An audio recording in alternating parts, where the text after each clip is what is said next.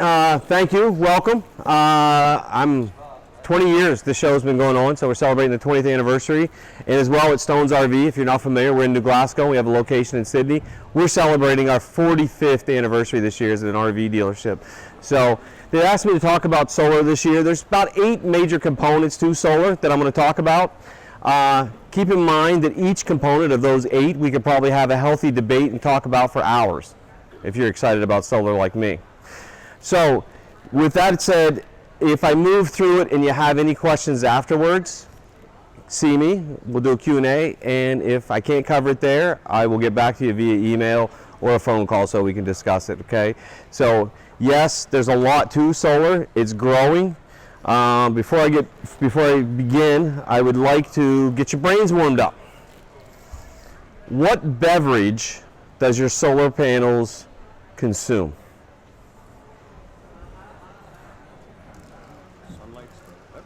Sunny D. All right. So let me ask you another question. What do we call a solar energy spill?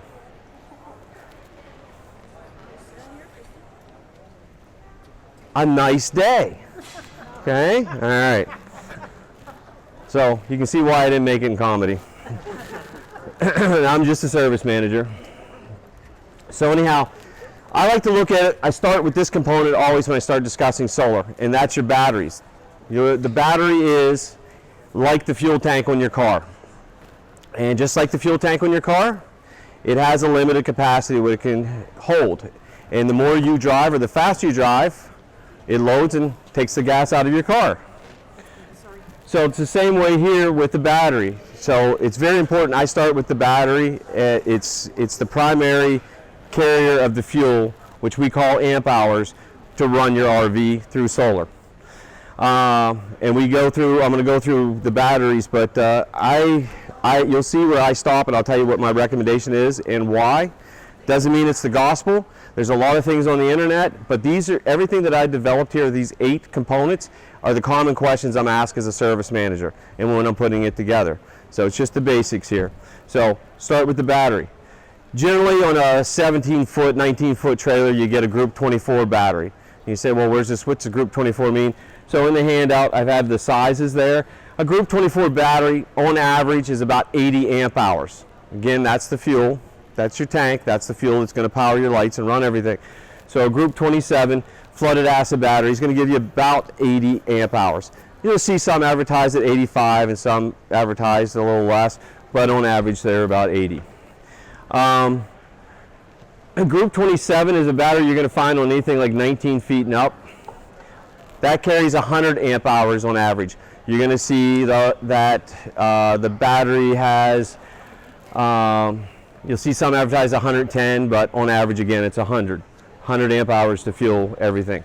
Flooded acid batteries are the most common batteries on the market. They've been around for well over 100 years. And flooded acid battery, this is my favorite battery, is 6-volt golf cart battery. You can see that a lot under the steps of Class C's and Class A's. The 6-volt battery, also known as the golf cart battery, I like this battery because they are heavy, and I can wire them in series or parallel depending on what I'm doing. And their amp hour capacity by itself is 225 amp hours. So just a quick breakdown. 80 to 85 on Group 24, 100 on a Group 27, and 225 on a 6-volt. Just as a reminder as we go along. So I talked to you about why I like those. If I wire this in a series, I can get my 225 amp hours, but wiring in a series gives me my 12-volt power, my DC power into my trailer to power most of the lights in the 12-volt system. Did that click over? No. So when I like to wire them in a parallel in a series with a combination of 4. As I get to it in the presentation, I'll talk to you about why I like this more in depth, but I get my 12-foot output, but I get 450 amp hours. Okay? So yes, this is an expensive setup. You can start with 2, and as you grow your solar package, add to it. Here's the key component to this. As you buy batteries, They have to be the same batteries. So once you start with a 6-volt battery, 2 6-volt batteries, you always got to go in that series with 6-volt batteries, okay? And it's true for lithium and AGM batteries as well. So flooded acid batteries have some advantages. Yes, they've been around. They have a really good service life. The batteries will stay cold. They don't charge. They will get hot if they're overcharged. And sulfating's not too bad on them. Slow charge time, if you ever guys had the batteries on your RV are a lot different than the ones in your car. If you notice, I have not said anything about cold cranking amps. We don't need to worry about that. We need to focus on amp hours. You know, they bounce back, but they're slow to charge. So when you put this in your system, it's going to take a lot longer to charge a flooded acid battery. And yes, the old ones are a lot more dangerous than now, the sealed ones. AGM batteries and lithium batteries. You'll see me talk about the price of these as we move on. So let's say your average Group 27 battery is about $160 on average. This battery jumps up to around $320 on an AGM. Then this battery here jumps up, I've seen them as low as $700, but up to $900. Okay, yeah, wow.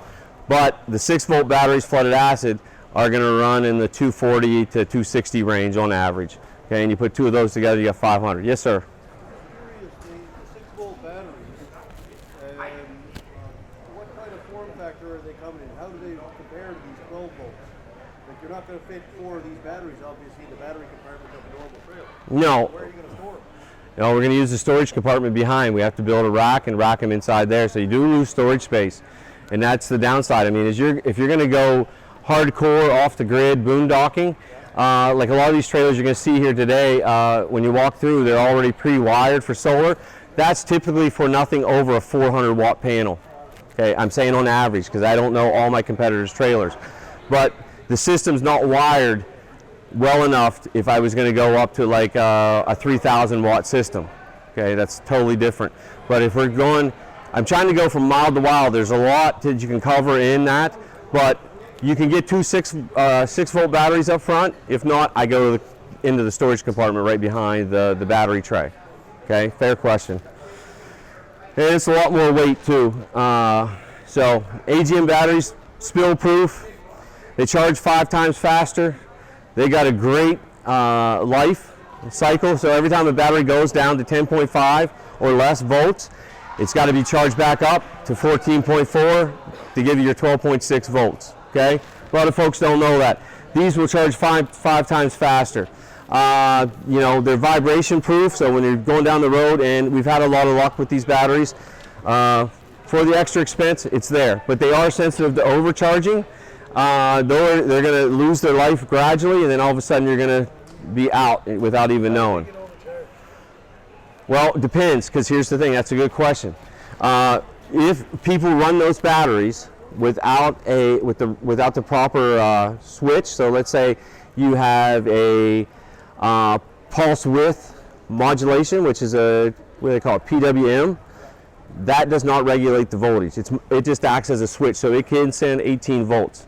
Okay, so when I go in here and I talk about inverter or controllers and switches, if you have an MPPT switch or charge controller, that's only going to send 14.4 volts there. A PWM doesn't care. If it's getting 18 volt from the solar, it's going to send 18 volts to the battery, non-stop. Okay, that's how that works. So they can, if you cheap out, if you buy a really good battery and you buy a bad solar controller, then that's where you can overcharge your batteries. Okay, fair question. I like that. Lithium batteries, yes, very expensive. We're touching $1,000 a battery. These things are almost bulletproof. Now there's one thing all 3 of these batteries don't like. As Canadians, what do you think they don't like? They're like this Carolina guy. If you don't know that, you didn't pick up on the accent. I've lost it over the years. But all these batteries are like the Carolina kid. He doesn't like the cold. So your battery isn't getting more storage when you see it swell. That means she's toast. Okay? So, but lithium batteries especially are sensitive to the cold. but they will hold their life for 30 years. I mean, they're amazing batteries. Worth every penny that you're going to spend on them. So that's about your tank, where you're going to store your fuel. You can see why that's important. It's going to keep your lights on. If you don't have it, it'll probably go out on you the wrong time. I've seen people have those, and they said, I'm just not getting it. I got the solar, but I'm still losing my battery. Well, you're using more amp hours than you're capable of replenishing or what your tank will hold. So that's where the voltage comes in from the solar panel. So if that solar panel, depending on which solar panel you have, let's say it's only giving you 22 amp hours a day, you're using 50 and you got a group 24 battery, it can't get the voltage up on the battery to maintain the charge. Okay, so that's where we have to right size the solar panels to your fuel tank. Okay, so battery, fuel tank, amp hours of fuel, voltage is the pump capacity, wiring. So we wire everything as close to the batteries as we possibly can. Does anybody know why? Resistance. So then we also have to size the wire to how many panels you have, to what you charge, what you want for your charge to your battery. So the wiring is very important. We have a calculator. It's electronic. So when we sit down and we measure your trailer where your solar panels are going to be, then we know which wire to pull off the spool. We just don't randomly pick wire and wire your trailer. It's going to depend on what system you have. You don't want to go too light. If you go too light, what are you going to have? It's going to get hot on you, and it could melt. So the solar panels, they're all made similar. They're made out of silicone. All they're doing is collecting the sun's rays and sending it through the wire or your solar controller, and it's going to charge your batteries. So there's 3 types of panels on the market. Our big box stores are now advertising crystalline panels. So after you leave this presentation, they're like, yeah, that guy told me about crystalline panels. There's a difference between poly and mono. I'll stumble all over this word. Amorphous panels. You probably remember when we were kids, solar calculators come out. I'm dating myself, I know that.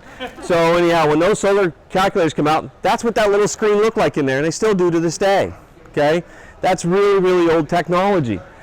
This technology here is, there's a lot to the process of making a monocrystalline panel.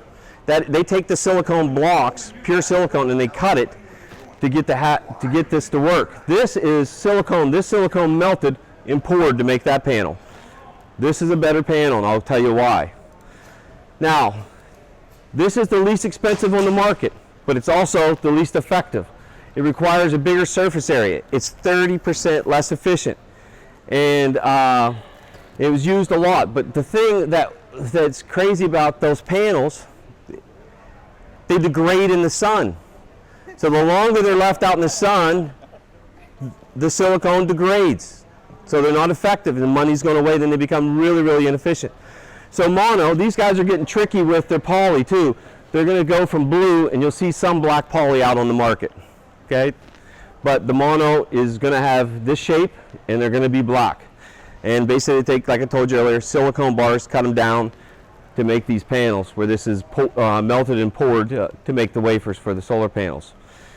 Monocrystalline is what, and I'm not here for a sales pitch, but this is what we sell because we know it's more efficient. It gets higher outputs. If it's having higher outputs, what does that mean to you? You can go with a faster charge and also a smaller footprint on the roof. They don't do well with snow. I had a customer that wanted to leave their batteries on over the winter, and they said, I bought solar, it didn't work. I was like, wow, I wouldn't have left them outside. I don't remember ever telling you to leave them outside. Well, I thought the trickle charge from the solar panel would keep them charged. What happens in the wintertime? It snows. What happens to your panel? It gets covered. You don't have any solar coverage. Okay? So that's what happens there. They don't do well with that. Crystalline panels, just remember they're limited. You're going to find them. They're going to be cheaper, but they're inefficient. And in order to get the same voltage output, you're probably going to need about 20 to 30% more panel. Especially as they age, you're not going to get the same voltage from them. So inverters. Any questions on panels? I'll tell you about the panels. A lot of people ask me, do I go with aluminum frame panel that I can tilt and put down and bolt to the roof? It sounds like a great idea, but every time we have to put a panel on, what are we doing to the roof?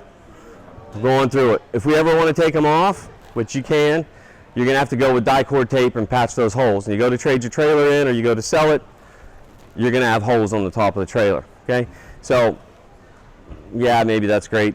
It's not your trailer anymore, but it could diminish the value. I like the new flexible panels, especially in the mono. They're less than a 1/4 inch thick. They're like the old super carpets that we used to ride, a little bit thicker. They can take a beating. Okay, I can walk on them. I can mount them just about anywhere, and they fit flat to the roof. You won't see them up there. The only bad side is you can't tilt them or lift them. There's the other downside to them. You try to pull them off, you're going to stretch and rip the membrane. But either stretch and rip the membrane or put holes in your roof. You got to make a decision there. Okay.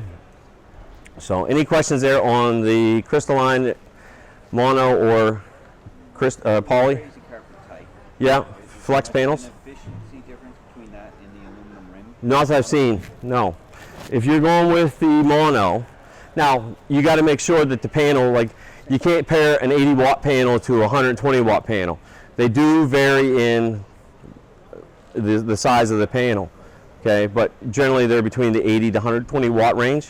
And lifespan expectancy versus the flexible versus? Flexible, they're telling us, we're talking 15 years, right? Yeah, they're pretty considerable. How many of you here have kept your RV over 15 years? Look at all those hands go up. Okay. All right. So, yeah. So, yes, sir. So how do you mount your flexible panels to the roof, with epoxy? No, actually, they all come, well, most of the ones I sell or we have access to, they're like 3M tape. You take it off and you put it down. Well, we're going to clean the surface with methyl hydrate. Then we put that down, and once that's on there, they're not coming off. On the whole back or just around the edges? Well, some depends on the make. I know Go Powers have all the way around the edges to keep it, depending on how you mount it, so it's not lifting. Okay, but they're not. The whole back's not covered. It's either you have some down the middle or around the edges. That's a good question. A lot lighter. Oh, yeah, a lot lighter, like way lighter. But you can almost, like, once you put, you can dance on them. It won't scuff them or hurt them. So. If you had to take it off to either put a new one on or something like that, is it how hard or easy to take them off without damaging the roof? Pretty hard. Yeah. It's I'll give you the best example. How many of you guys ever used die-cord tape to patch your RV? Did you ever peel it off, die-cord tape? If you ever get a chance, get a sliver of die-cord tape and put it on something. Don't put it on your roof. Put it on something like a plastic bucket and something you can throw away, and try to peel that die-cord tape off. That's what it's like to peel this off. So I want to talk about inverters. Any other questions on the solar panels themselves? Does the individual manufacturers have their own package that they sell, or will they like mix and match things? Okay, that's a great question. He just asked, can I mix and match? Yes, you can, if you stay with the same panel type. Right? That's why I told you I like to stay with the flooded acid batteries in the golf cart. I like to start with 2 of those because I'm going to stay with those. Same way when I go to look at the panels, you start with mono, you got to continue with mono. But here's the really cool thing. If you have an 80 watt panel, you can add a 100 watt panel to it. If you have another and you want to add another 100, another 80 to it, you can keep wiring those in a series, okay, and wire them there. Yes? Just a quick question on the cabling. Yes. If you undersize, it's bad, but if you oversize, is it just a cost factor, or is there something else that affects it? I'm not a professional electrician, but I'm going to say I would hedge. I'm an overkill guy, being a service manager. I'm not going to see a whole lot of problems with it. You guys, if you know better than I do, great. But I use a calculator based on within. If you tell me, hey, Alan, I'm going to be using, I want 200 watts, but I want to jump up in the next few years to my system to go to 1,000. Then I'm going to go through the calculator to look and see how much difference my gauge is for a 300 watt system versus a 1,000 watt system, and then we'll discuss that to make sure we got the right wire running to your in the future, right? Everything I do with solar is built for the future. It's the worst thing I can do is sell you in a really cheap, inexpensive system, and you're back in telling me why you didn't tell me I needed that, and then we're just having to start all over, right? It's built to be built in components. So inverters. A lot of people, when they call the service department, I get a call and they'll say, my inverter's gone. And I look up their trailer and I'm like, well, it doesn't have an inverter, but it's a converter. So I just want to just get you some information there on what an inverter does versus what a converter does. The inverter is going to take that power that you have DC and invert it to AC to run your Keurig machine, to run your hair dryer, and to run your TV, things like that, okay? A lot of people in the last session asked me about air conditioners. An air conditioner consumes 107 amp hours per hour. If your trailer was 40 feet long, I'd need to cover every square inch with panels, and you're going to need above a 3,000 watt inverter to power that. So it's not cost effective to run an air conditioner. Okay, so the inverters, you'll see in the package and on the screen when I get to the inverters what I recommend. But this inverter is basically just taking that DC power from your battery and putting it through the 110, and we wire that through the trailer. And we try to stay away from anything that's surface mounted. If we can stay in the body cavity under the underbelly and keep it tucked up underneath there, we're going to do that. If we can come down, we're usually going to come down through the refrigerator vent and then get down into the underbelly of the trailer, trying to keep everything contained but close to the batteries. So inverters. Again, in the big box store, you're going to see the inverters. I even own a few of these, but I only use them for construction type related items. I carry them on my service truck as well. The inverters that you're going to have pure sine wave and modified. You're going to say, well, man, you're going to tell me about the price of these. Modified sine wave are these orange blocks. They step up. Electronics in your trailer and electronics in laptops, computers, alarm clocks, iPads, tablets, anything like that, dislike modified sine wave. That's why they're really cheap inverters, right? A pure sine wave will follow this blue curve, and that's good for the electronics that you have in your trailer. What's the price difference? You'll see that in the presentation when I give you the cost breakdown on average, but it's usually twice. That'd be the difference. So if you buy a modified 1,000 watt inverter, modifieds runs 160 to 200 when they're on sale, 250 when they're not, and a pure sine wave would be double that.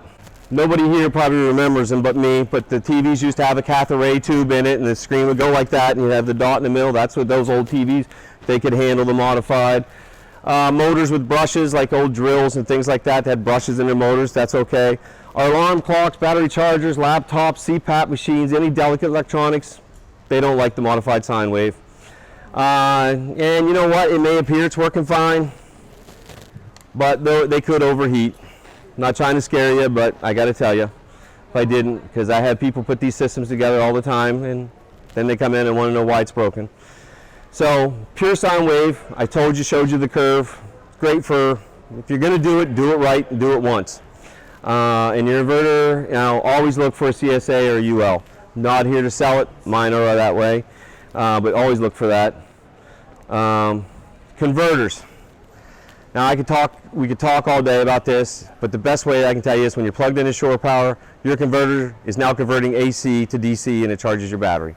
It's the best way. I'm going to explain it. All right, so they're pretty much synonymous, so just remember the difference between a converter and an inverter, the basics. Transfer switches, a lot of your motorized have already built in transfer switches. A lot of the new trailers are coming out, they should be in there on the solar packages, and we install, when you ask me about that, how I prevent overcharging, I can also install that MPPT switch in there as well when I do that. All right, so sizing to fit your needs. I know when you need power, you want it. Okay, so we're going to size it and size it right from the start. But I just want to give you an illustration based on my experience of camping and working with customers. So I told you I'm going to go with it. I'm going to walk through this sizing to fit your needs just to give you an idea. If I have an 80-watt panel up on the roof, if I am getting 4.6 charge amp hours per hour, and I have 6 hours of sunlight, so simple math, 4.6 times 6 rounded gives me 28. So I'm going to be able to recharge at 28 amp hours per day, and that's on an 80-watt package. So I walk through. Yes, there are the calculators online. I do not do this. I did this with the old-fashioned way. Went through and did my math with a calculator, and just to give you some basics and what basic needs are that I get questions for when installing. So my lights, I'm going to run 3 for 2 hours a day. My consumption is 1 amp hour.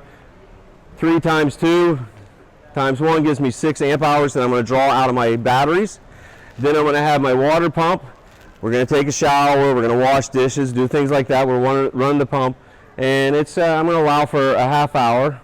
And I only have 1 pump, so I'm going to use, my consumption is going to be 4. And then I'm going to have amp hours consumption that I'm only going to have use 2 amp hours. My furnace, 1 furnace running, come on for 3 hours, and I got consumption for 8. 3 times 8, I'm going to use 24. TV, it's nice out, we're camping, so why are we sitting inside watching TV? So I use 2 hours. It's going to cost me 3 amp hours out of my bank of batteries. I'm at 6. Stereo, we're outside, we're actually enjoying everything. So I'm going to use 5 amp hours to play my music. And then my propane detector, those things are parasitic, because how many times you parked and you left it for a week or 2, and you go out and hit the jack switch, and you're like, oh man, what's going on here? Now that daggone propane detector is always drawn. It's always drawn. So I allowed for it for 4.8 amp hours coming out of my battery. So does this sound like a normal day for you guys? So your daily usage, we're going to start. We leave Friday. You always leave on time. Dogs are in, kids are in. We use 100. We got 100 amp hours. We got one Group 27 battery with an 80-watt panel. My daily usage, I'm going to use 48. I'm at the end of the day. I got 52. I start my day at 52. I get my charge back at 28 with my 80-watt panel. My daily usage was 48. Now I'm down to 32. Sunday morning I get up. 32 is what I got. I'm going to use 20. I'm going to get 28 back. I use 48. Now I'm down to 12. What's that jack going to do when we get home on Monday? Not going to work. Okay. Because when those batteries drop below 10.5, that's the end of the cycle for it. And we got to charge it like 16, 16.6, and we'll get it back up to 14 so we can have our 12-volt system. Any questions there? Again, just simple math based on what I thought our usage would be. Now, I do a cost breakdown here. This is an average. It's not what I would sell it for. But I go out and I talk to a lot of customers, and I deal with a lot of other service managers across the country. So we're all the time having conversations about what's going on. So if you wanted to have appliances, like 1 to 2 small appliances, a laptop, a TV, you got a fan going, a radio, and you got a CPAP machine, I'm going to recommend 300 watts of service, quantity of 1 12-volt Group 7 battery. So I got the panel at 350. I got my battery at 162. I'm just trying to go on the inexpensive end. I know I told you that you needed this, but I wanted to show you what a basic small system would be, like a 300-watt inverter. I did modified sine wave. That CPAP machine won't like it, but it's there. You can see it's $70, so my total cost is $581.99. That's on average. Labor and shop supplies across Canada come up around $893 to install that, and then $1475, $1476 with plus tax. That's on a basic small system. Now, most of the trailers are already equipped with solar. They're ready for a briefcase type solar panel. Our solar panels that we sell have an MPPT already built into them, so you can just clip them onto your battery because they're portable on those. But our big ones that we install, we have to install the MPPT. So for a large appliance like your laptop, TV, CPAP, radio, everything going on like we did another one, I'm going to recommend a 1500 watt solar panel. I'm going with 2 6-volt batteries wired in a series, and then I'm going to go with I got the panel, the batteries, everything added out here and I have a sine wave and pure sine wave. The total price for a modified sine wave is $1369 versus $1899. That $1899 system with the pure sine wave inverter, I'm going to be able to expand that a lot. I'm going to be able to add batteries to it. I'm going to be able to add panels to it. Same cost to install it roughly across the board. So with a modified, you're around $2,200, and with a pure sine wave inverter, you're going to be around $2,800. Okay, and that would be a good starter system that you're going to be able to expand over time. You say, "Whoa, that price is higher than I thought." You're stepping up from being in a portable situation to being in a permanent situation that you can add to down the road. Okay, and that's the key. You want to start off really big, cover everything except for the air conditioner. Go with 3,000 watts of panel, 4 6-volt batteries mounted in the storage compartment. Put a case and a cage around it. We're at 360 watt panel plus my batteries plus my inverter. If I go with modified sine wave, which I wouldn't, but it's there just so you can see the difference in price, is around $2,800. And if I did pure sine wave, I'd be $35. And then plus the labor is $11.99. What makes that up is my wiring. I'm going to be using a lot more wires because I have more panels that I have to wire together, and I'm going to go with the bigger gauge wire. And I'll be coming down through or up under the underbelly to make sure everything's tied up and you can't see it. And then your shop supplies, $11.99, say $1,200. So that system there is going to run you around $4,000 to $4,700. So, any questions? You're saying that $4,000 to $4,700 system would do everything pretty much except for the AC. Yep. Yeah. Okay. Yep. How do you do all that off of 4 6-volt batteries? You need a bigger battery pack? I got 450 amp hours there, and plus I'm throwing 3,000 watts up on the roof to replenish those batteries faster. And then if I put an MPPT in there for as my charge controller, that thing's with 3,000 watts. I probably can generate, I don't know, 24 volts, but it's only going to allow me to have 14, but it's going to have some on standby and it's going to keep feeding those batteries.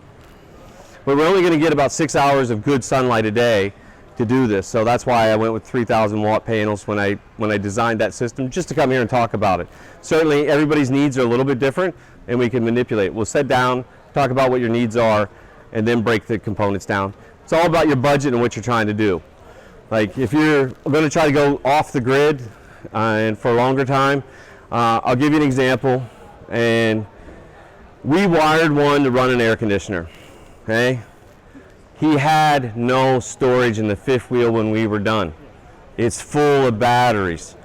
It is in Arizona about 6 months out of the year, but I wouldn't have spent the money for it because I just don't think having. I mean, I love the heat, but man, that's a lot of money. I couldn't put that kind of money into a system and just to run my air conditioner, right, and live off the grid. So you're talking 5 digits. That's pretty significant, right? Right. Now you can run a fan off that. Yeah. The solar's all going to the battery. Yep. Got the inverter. Right. You're not running. So if you didn't have a lot of use, you might have more solar than putting the battery. That's right. So there's no That's option that. where you put an inverter from somehow put an inverter from your panels to your AC. Save that energy. Yeah, the only way we're saving the energy is in the batteries. That's the only place I have to dump it. I just have to regulate it so I don't give the batteries too much. I can only go over, I don't want to go over 16 volts on charging a battery. I like to stay between 14.5 and 16.